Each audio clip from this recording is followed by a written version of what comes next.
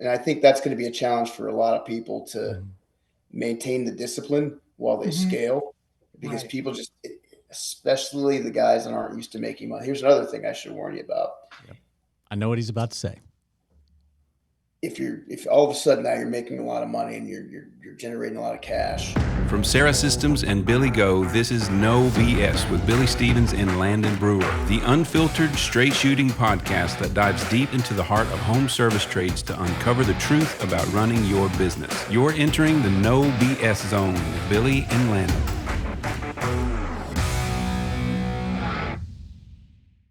Well, man, that was fun. Matt, you It did was a fun. fantastic job.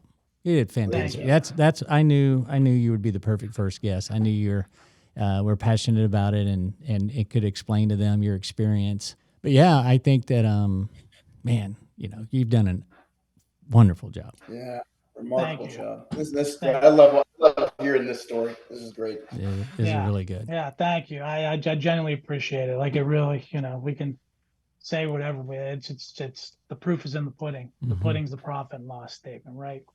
Yeah. It's just it's there, right? And I'm happier. I don't think I got to say this, but like the stress level has like been alleviated so much because it's like that weight isn't there, right? Every decision you're making, it's like you're making it based on facts and not like feeling, right? So when you're based on feeling, then it raises that anxiety when you don't have to anymore. It's like, all right, well, listen, the money ain't there, or we need to get at this point to get there, or yeah, we need this to do this. It's just basic, really basic math at that point, right? So it's alleviated that. The trust that I have in the managers now, because I know that they're thinking the way it just really has. Um, Really, I just need to get out of the way, really guide it, but get out of their way and let them go. And just, you know, Billy, like you said, not get out of your business. Like that's not it, but you need to just let it operate and kind of just put your 2 cents in where you think and let them fail a little bit. But that's okay because there's money at the bottom line that we have that if something does happen, we're able to cover Yeah. Awesome. Yeah, money changes everything. it. Everything, It does. It everything, really does. Does. really just, Yeah. it's a tool. Yeah. It's a tool. Yeah. And it just I mean, next we're going to be talking about, like, okay, you've gotten there. Now you got to figure out, okay, what's the goal for the business? What's the goal for your life? Yeah. And this is going to be a cash generating machine. Is it going to be something you monetize? How do you? And by the way, the more cash you build up, and the more cash you generate, the more value the business becomes. The more. So it's not going to be a different talk track. It's going to be just how to think about it from a asset standpoint. Absolutely. Yep. I agree. We'll And get I there. Don't promise worry. you, We'll cross that bridge when we get there, I, right? Yeah. I promise you, everything I taught you in the last 6 weeks or so, I still do it. It doesn't Trust me, I change. know. I still do the exact same thing I'm teaching you. It I believe doesn't. it. It doesn't change. I believe it. It's Yeah. just on Yeah. a different level, Just a right? different Just level. on Yeah. just a different level, That's right? I just feel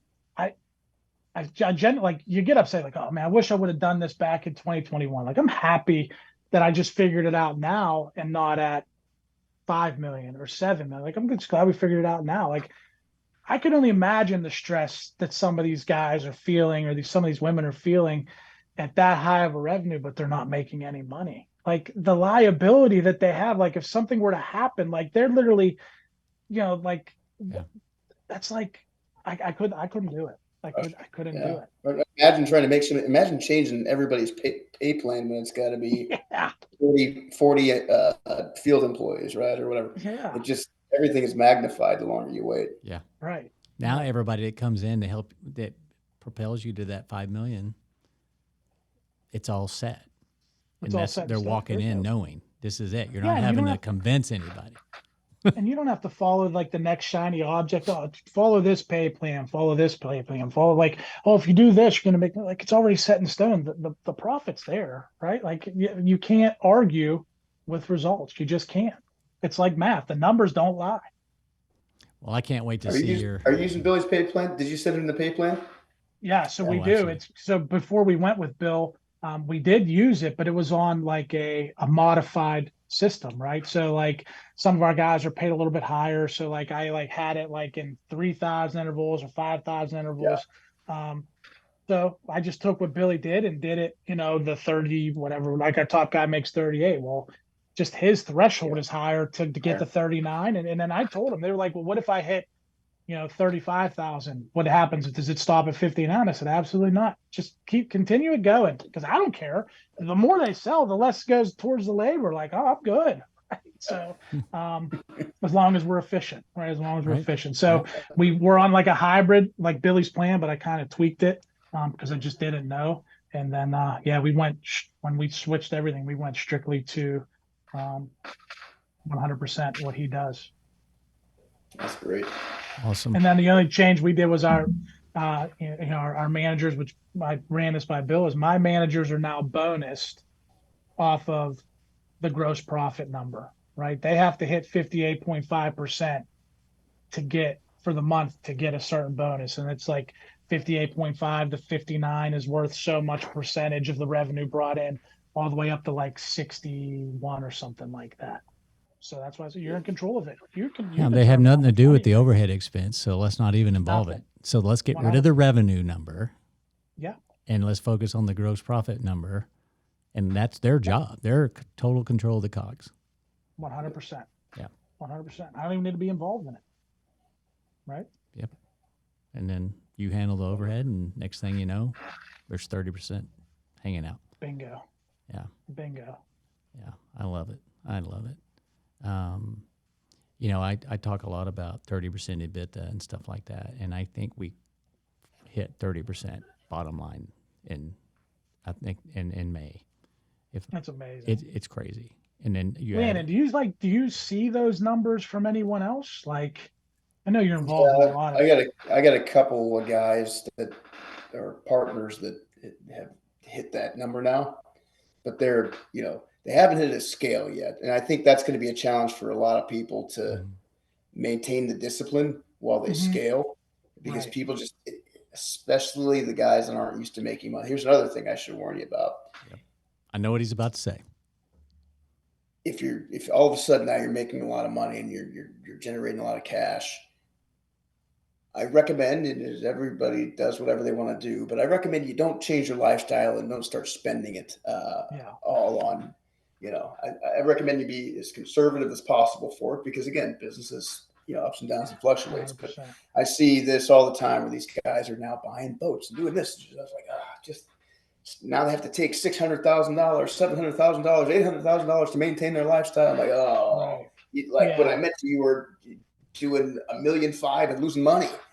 You were living out of your mom's house. So, right. Come on. Yeah. No, me and my wife, we're pretty, I don't want to say frugal, but we're very, very conservative, right? Like we don't, what am I going to do in a big house anyway? Right. Like, it's like truly. And I know like that's coming from like, maybe like a poor man's mindset. I don't want nothing, like ever. I don't spend money on it because I don't want nothing. Like this is what I enjoy. Right. So, I don't think we'll have to worry about that. No Lambos for you? No, not yet. Not yet. Yeah, based on how the industry's been going with some of these roll-ups, there might be a big, a flood of the market of Lambos, Ferraris, Rolls Royces. Private jets. That's right. And so you want to be that guy able to buy all this stuff, right? Yeah. And so this is where we're going to teach you how to get rich, which means some money in your pocket. And then if you're disciplined, if we take that discipline from, and fortunately you were in the military, so you know discipline. You take these principles and the discipline that we taught you, and then you turn it over to your personal life, and then you create wealth. Bingo. Right? You go and buy real estate instead of Lamborghinis. Bingo. Right? Yeah. I'm not a car guy anyway. Who needs a Lambo? Here in Pittsburgh, you'll be able to drive it 3 days out of the year anyway. Yeah. True. Yeah. Well, man, this has been awesome. I really appreciate you, and I appreciate you guys. We'll see you again on I think Tuesday when we meet next Tuesday. Yes, sir. All right, I got the static EBITDA that I'm trying to hit, and if I can hit that while I continue to add revenue, then it goes up, and that's the model. But there's just so many dollars that are not being made because we focused on this singular event. And taking service and basically knocked it down, if you will. And that's where the industry needs to get back to servicing and selling instead of selling at all cost. Because my company and the companies that I put on Sarah and teach them that we have to make money on every time we get an opportunity, we need to do something. And we don't throw away that opportunity because it's too expensive. I mean, Google's making a fortune off of us because we overload our dispatch boards. And so those customers are clicking on everybody's ad, trying to find the first guy that can come. So we're all paying $150 multiple times, and only one company's getting the call. And so that's my advice going forward. If you're struggling now, is get back to the basics, get back to those, and sell your equipment when it's there. But make sure you keep that customer no matter what happens. What a novel idea. Build a business model around the customer desires and needs instead of making the customer fit into your desired model. What a lot of owners do is they give it to someone else right away instead of being there side by side. Well, maybe that person's better at implementing whatever it is you're going to do, but it still needs to come from the top. Had they bought in all the way, the person that you handed this off to. Oh, and by the way, you handed off 15 other things to this person so far this year. Yeah. I love it. I love it. Like, okay, here's the vision that we have, and here's the goal. We want to be the biggest, most profitable company in the area. And then you say that and try and get buy-in, and then you think everybody's bought in, and all they heard was, this guy wants us to make him rich. That's what that means when you say something like that. That's right. That's exactly right. And so that to me is what's not being coached. I think a lot of people, when they see this episode and see the name of the episode or whatever, they're going to think that we're going to be hammering on the coaches in this industry. And that's not what this is about. This is about taking ownership of what you're learning, because there's great coaching out there. I don't agree with all of it. Because we've moved on. Our industry is changing, and we need to step up and move over to these things. It's time. We can't keep using the same metrics that we used to do. I know there was a metric out there, I think if you could get over 200,000, 250,000 for every employee, you're doing great. But anything over that means you don't have enough people. You're stressing your people out. That was a metric that was thrown at me when I was talking about, we're at $380,000 per employee, some crazy number. And then I remember one of these gurus shouted out, well, that means you're just wearing your people out. You're stretching them out. You're stretching them thin. You don't have enough people to take care of the business. And I'm like, no, it's the complete opposite. My people work half as much as they used to, and now we can perform. Let me talk to you. So we're on phase 3, and we're going to phase 4 now, and phase 4 is like, the reckoning. If you have to put it that way, right? Which where everything kind of just balances out. Everything is really focused now. They make it very much more corporate, and now you got like 75% of the industry controlled by a handful of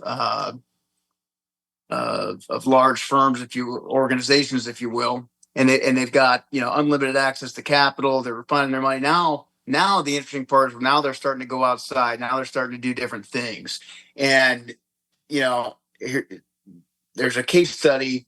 You ever heard of the company Luxottica? I've heard of it. I don't know what they do, but I have heard of that. So Luxottica. So they started out by it's a kind of fashion design company. They started out by buying different eyewear brands, right? So they bought like Ray-Ban and they bought Oakley, and then so they bought all of these eyewear brands, and then they decided that once they bought majority stake of all of the sunglass brands in the country or in the globe, they went out and they were like, okay, then what's next? So now they went out and they bought Sunglass Hut, so you go to the mall and you see all of now. They bought the retailer, they own the manufacturer, they own the whole distribution thing. And then they're like, well, we need to buy Lens Crafters.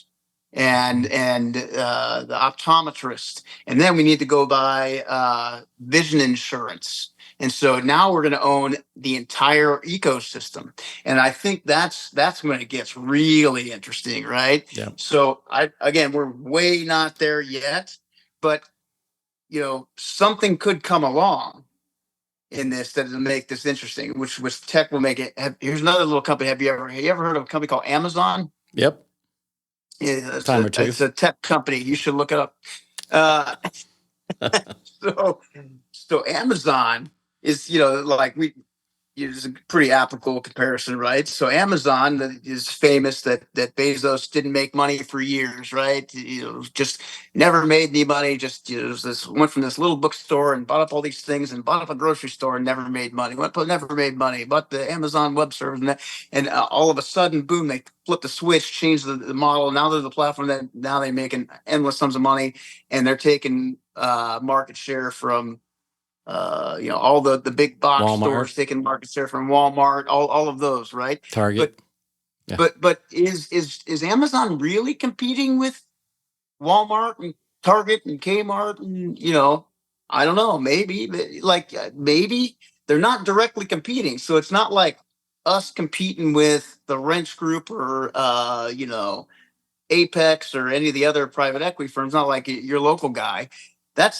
What they did is something that technology is enabling now, which is new. What they're called what's called a platform. They created a platform, and then they put services on the top of their platform. They created all the infrastructure, right, for all of these businesses. They've created everything that was needed. They got the capital. They got all of the. They got the playbook, and they just worked in the dark. And then all of a sudden, they bolted all these things on, and then they squeezed and they pulled the trigger, and boom, biggest company in the world, right? And it made that guy absurdly wealthy. Well, they did what a company with those resources has the ability to do. Like, what if some of these companies get together and then they decide to completely flip the model on its head, right? And so one of the things that I was working after my last after the Gettle exit, one of the things I started working on most was like, okay, I see the state of consolidation. I see mostly it's just a collection of companies and everybody going jockeying for position. We got the technology, but no one's created any level of platform or infrastructure to allow the consolidators to consolidate. None of them have the ability to speak the same language, look into what's happening anywhere in the country. They don't have that.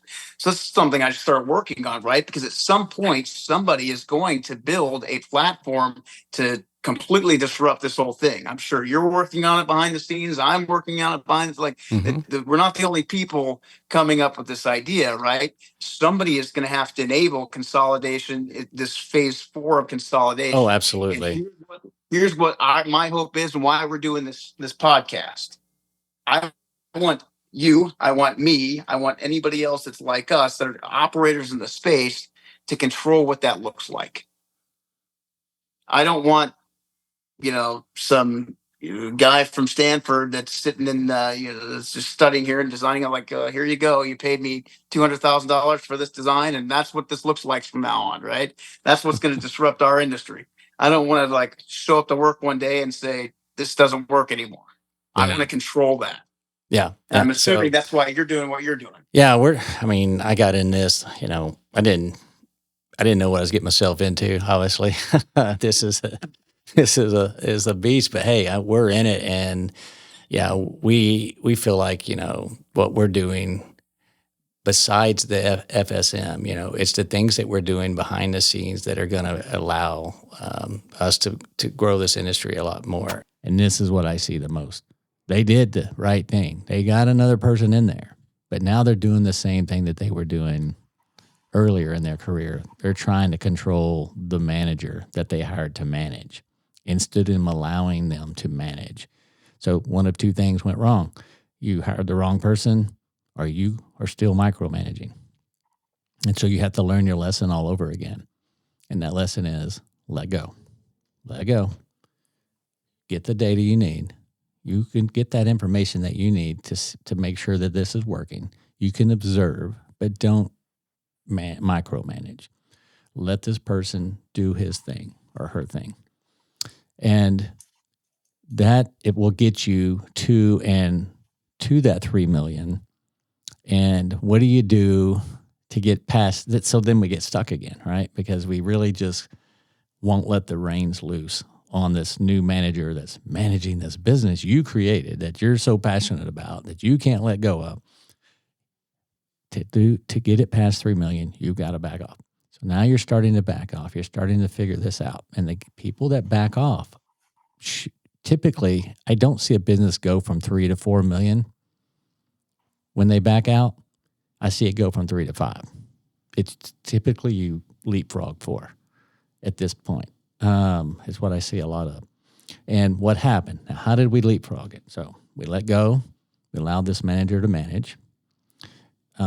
Maybe our new task now is, how do I build processes in the office with the person that I have in the office? Do I bring in another person in the office? Maybe I need a call taker. Maybe I need a better dispatcher, or maybe a full-time dispatcher. And so now you're building the infrastructure to support these 7-ish guys, if you will, at that 3 million mark, plus the install teams. And so now you're getting the support system in place. And then once that support system's in place, then you can rapidly start accelerating. Now you're in let's just say that it took you 4 years to get there. It's a 7-year rule, and from what I have experienced in my career, you're not fully vetted and branded in the industry or in your area where you do business till 7 years. You're building that brand and that business for those first 7 years. And in year 7, you're firmly established. You should be selling memberships. You should be doing the sticky thing. You should have been doing it at 1 million so you could get get there faster to 5 or 6 or 7 million. But by the time you get to year 7, you're an established entity. People have heard of your name. You have enough people that have said good things about you. And so it accelerates itself. We pay for gurus. Hey, didn't we do a show on gurus one time? I don't know. What is this guru thing? Well, enlighten me. Well, I don't know as much about it as you. It's something that you're passionate about. I do know that. Yeah, I see him from time to time. So we pay for gurus. In fact, I had this conversation with a customer right before you jumped on so we could do this show. And, they're paying an extraordinary, large amount of money for a guru, and they've had this guru for quite a while. And they asked my advice on it, and I'm like, I don't think you should be paying anything at all. I mean, look at your numbers. That $25,000 a year would really do well for your bottom line. And so they agreed that they needed to move on, and they jumped into my 90-day course, because I don't do the 1 year, 2 year thing. I do 90 days, and if you don't get it in 90 days, then I don't know how to help you. I'll do checkups on you after that. But if you just do the work, you know all about that. It's all about getting stuff put together and making it work for people. And, I get them enough information to where they can understand what they need to do. And once they understand, it's very easy to run a business. Really the biggest problem that I run into, do you agree with this one here? I think we do so much self-damage to our businesses that is really what I have to unwind. Is that what you see a lot when you're doing that? Yeah. You're unwinding that, I don't even know what to call it. I mean, the burden that's been created, trying to get rid of burden. Yeah. It's like a 3X deal, right? Oh, we're growing. We need this. We're going to add this position over here. We're going to make this person do this. It's constant. It's like just flying off the hinge constantly, I think. Have you noticed that the more people that they have, the more different jobs each of those people have? They just keep creating work. And the less that anybody knows what they actually do, it's crazy. I mean, I've been, there's a really large company here in our town, and I've been working with them. They're helping them out here and there, nothing big, but they spend their entire time, look with spreadsheets from the day before, and about 10 managers are working on the same spreadsheet, but they're all supposed to turn it in, and they're just barely slightly different. And the information on there, no one knows what to do with. And so these are the things that I help unravel. You know what I mean? It's like, why don't we just take a break and not do that today and see what happens when we actually focus on the business at hand today? I know that if I don't unplug and just completely disengage after a certain amount of like focus, it just becomes, it's like wasting time. I'm just wasting effort and getting into the minutia and doing all of the stuff over and over again. And it's just like, all right, I'd be better off spending my time watching Netflix right now than getting on another conference call and looking at a spreadsheet. Well, you actually did this a couple weeks ago, right? I mean, you just felt like you hit a wall. Yeah. I remember you reaching, like, we were talking and you're like, dude, I hit a wall. What do I do? And I said, you go rest. I said, just check out. We were sitting, I'm like, I'm working on 3 separate tuck-ins for 3 of the partners right now, doing this, got this guy over here. And I'm just like, man, I got so much going on. Thankfully, everybody's solid. Like no one is dependent upon me to necessarily make the decision. But it's like, yeah, I can just sit and focus on this forever. I need to just completely just disconnect. Disconnect, right? And it goes back to that. You do the same? Yeah. Yes. Oh, yes, sir. On the daily. I mean, I take my time. When I leave, I'll leave this podcast room, this office that we have, probably within 5 minutes after we're done filming this today. And there is no more thought about work. This is the last thing I have. I have actually worked late on Wednesday to do this. And from that point on, it's about, my wife and I are empty nesters, and we're going to go out to eat. We're going to go in, are we going to stay home and grill? Are you guys going to do Applebee's or? No, we don't do Applebee's. I'm sorry. No offense to Applebee's. No offense to Applebee's, but it's 5:30 here right now in Texas, and I'm an hour and a half past my dinner. No, I'm just kidding. I thought you would like that. I made a joke about my own age. Well, I mean, you got to get a senior discount. I trust me, I try to get the senior discount too. I'll be at Denny's 2:30 in the afternoon for that discount. I couldn't do what I do if it took me hours and hours a day, 16-hour days, 12-hour days. I just couldn't do it. And I would stop doing it because I would flame out, right? And I can't afford to flame out because I like what I do, and I don't want to burn myself out because that happens. And so I know when to take breaks, and that's why when you told me you were like just really hitting the wall a couple of weeks ago, I'm like, dude, just check out. It's okay. It'll all be there when you come back. I promise. It isn't gonna move. It ain't gonna go away. It's gonna all be there. And I'm glad that you did it. And I think everyone listening to this needs to think about that checkout time. Whatever it is, try to get others to do things that they're good at instead of you trying to do it all. I think, we're talking about the time here today, but at the end of the day, it's letting go so you can get the time. And if we can help contractors understand to let go. Now, let's not confuse this with not taking care of business. You still have to take care of business. You can't just say, screw it. Yeah. And then not take care of business. You can't do that. And then you're just not taking care of your business. But learn how to take your business. Business is hard. Mm-hmm. Business is hard. It's even harder when you're dumb. Yep. So don't be dumb. Don't be dumb.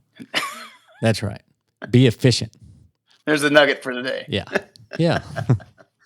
Hopefully they catch that. No BS with Billy and Landon is produced and delivered to you by Sarah Systems. At Sarah Systems, we've created a better way to run your home service business and unlock unprecedented growth. Our field service software was designed by real home service professionals to help you save steps, charge for previously unbillable time, and win more business. But the true change requires more than software. Our live coaching helps you understand and control the aspects of your business that matter most. It's about time for a new era of service, and we're leading the way. If you're ready to join the hundreds of other contractors who've been able to increase profit margins more than 50% within 6 months, visit Sarah.tech today. That's Sarah, SERA.tech today.